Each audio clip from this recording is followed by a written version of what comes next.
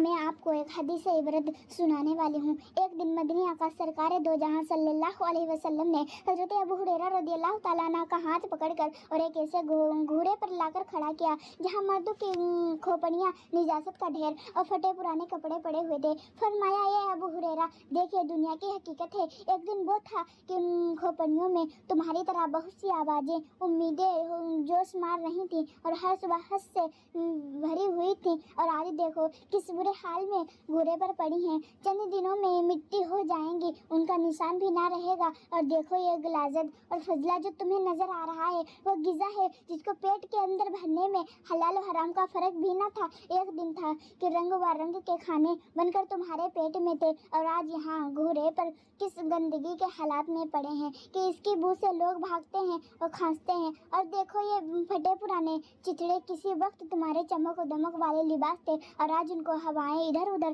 اڑاتی پھرتی ہیں اور کوئی ان کا پریشان حال بھی نہیں ہے۔ اور دیکھو ہڈیاں کسی دن تمہاری سواری کے جانور تھے کہ جن پر تم سوار ہو کر قتل و قتال کرتے تھے اور جانیں دیتے تھے۔ فرمایا، ابو ہریرہ کی حقیقت یہ ہے کہ جس کا عبرت ناک انجام دنیا ہی میں حاضر ہو گیا، بس جس کو رونا ہو روئے، ور بات بھی خوراک۔ اور صحیح ہے کہ عام طور سے آدمی دنیا میں تین چیزوں کا طلب کرتا ہے: دوستی، لباس اور خوراک، اور تینوں کا انجام برا ہے۔ خوراک کا انجام نجاست ہے، لباس کا انجام پھٹنا، چتڑے ہونا، دوستی کا انجام جدائی ہے کہ یہ دوست تجھے چھوڑ جائے گا یا تو خود دوست کو چھوڑ کر ایک دن چلا جائے گا۔ دنیا کو تو کیا جانے یہ بس کی گھاٹ ہے ہر رفع، دنیا کو تو کیا جانے یہ بس کی گھاٹ ہے ہر رفع، صورت دیکھو ظالم کی تو کیسی بھولی بھالی ہے۔ دوست تو حق یہ ہے کہ جو لوگ دنیا کو مقصود اصلی سمجھ کر اس کے کمانے میں لگ جاتے ہیں، وہ سدا پریشان رہتے ہیں۔ ان کی طلب و فکر کبھی ختم نہیں ہوتی، ان کی آوازیں اور تمنائیں کبھی پوری نہیں ہوتی، اور ان کا رنج غم دور نہیں ہو سکتا۔ اور اگر نور بصیرت ہے تو دیکھ شریعت کا تاج بن اور دیکھ لے تیرے مولا نے کس قدر دنیا کی مذمت فرمائی ہے۔ تقریباً تہائی قرآن اسی دل فریب، رنگ برنگی سبزہ دار، زہر قاتل حسین دنیا کی برائیوں کی تذکرہ سے بھرا ہوا ہے۔ اب کسی کے سمجھانے اور بتانے کی ضرورت نہیں۔ ارے دیکھ مدنی آقا صلی اللہ علیہ وسلم کا فرمان عالیشان ہے، تعجب ہے ان لوگوں پر جو عالم آخرت کو سچا سمجھیں اور اس ناپائیدہ دنیا پر فریفتہ ہوں۔ حضرت عیسیٰ علیہ نبی صلاۃ والسلام پر ایک دن دنیا کی حقیقت ظاہر ہوئی۔ آپ نے دیکھا ایک بدصورت، بڑھیا بناؤ سنگار کیے ہوئے، اچھا زیور لباس پہنے ہوئے بنی ٹھنی بیٹھی ہے۔ حضرت عیسیٰ علیہ السلام نے فرمایا، اے بڑھیا، تو کتنے لوگوں سے نکاح کر چکی ہے؟ بڑھیا نے جواب دیا، بے شمار آدمیوں سے۔ آپ نے فرمایا، ان شوہروں کا انتقال ہو گیا ہے، تجھے طلاق دے دی؟ بڑھیا نے کہا، طلاق دینے کی ہمت کسی کو ہوتی ہے؟ میں نے سب کو مار ڈالا۔ یہ سن کر حضرت عیسیٰ علیہ السلام نے فرمایا، تیرے موجود شوہروں پر افسوس کہ ان کو گزشتہ شوہروں کے حالات سے عبرت نہیں ہوتی، یعنی دنیا کی موجودہ انسانوں کی غفلت کے حالات پر افسوس کر گزشتہ لوگوں کے حالات سے عبرت حاصل نہیں کرتے۔ شہد دکھائے زہر پلائے، قاتل ڈائیں شوہر کیسی، اس مرداد پر کیا للچایا، دنیا دیکھ بھلائی ہے۔ خبردار مسلمانوں، ہوشیار ہو جاؤ اور سنبھل جاؤ، دنیا بڑی بے وفا ہے، اس سے بچو۔ ارے اس کا جادو تو حارت و مارت کے جادو سے زیادہ اور جلد اثر کرتا ہے۔ اگر جو کوئی روٹی نمک سے کھا کر اور ٹاٹ پہن کر زندگی گزارے گے تو گزر جائے گی، چونکہ دنیا ہی اس کے قابل ہے۔ ارے فکر تو آخرت کی کرو کہ وہاں کی رکی برابر نعمت سے محرومی پر بھی بڑی تکلیف ہوگی۔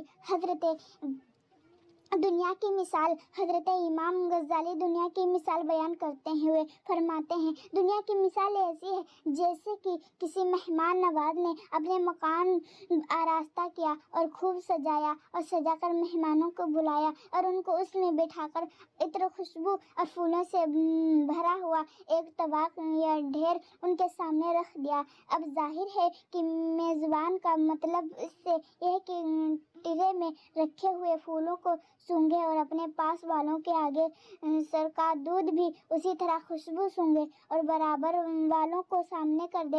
اس کا مطلب یہ نہیں کہ یہ سارے طبق ٹرے پر تم ہی قبضہ کر لو۔ اب اگر کوئی شخص مجلس کے آداب سے واقف نہ ہو اور ٹرے کو اپنا نذرانہ یا اپنے باپ کی وراثت سمجھ کر اپنی بغل میں دبا لے تو اس کی حماقت اور نادانی پر تمام مجلس والے ہنسیں گے اور مذاق اڑائیں گے۔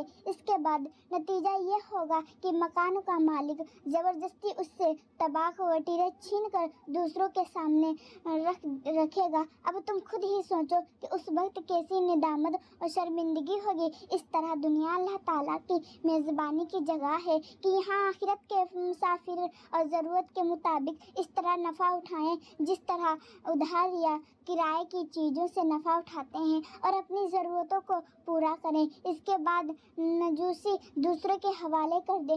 آخرت کا سفر کریں تو جس طرح ادھار یا کرائے کی چیزوں سے دل لگانا جدائی پر اپنے آپ کو شرمندہ اور نازیدہ کرنا ہے، اس طرح دنیا سے دل لگانا چلتے وقت اپنے آپ کو رنجیدہ کرنا ہے اور غم میں ڈالنا ہے، اور وہ بھی جنت جیسی عظیم دولت کو بھول کر کے دنیا کو جنت پر ترجیح دیں، جبکہ دنیا کی چیز جنت کے مقابلے میں کیا ہے۔ اس کو ایک حدیث کی روشنی میں دیکھو۔ روایت کی گئی ہے کہ جب اللہ تعالیٰ نے حضرت آدم اور حوا علیہ السلام کو زمین پر اتارا تو جب وہ جنت کی خوشبو سے دور ہو کر دنیا کی بدبو سے دوچار ہوئے تو 40 روز تک دنیا کی بدبو سے ان پر غشی طاری رہی۔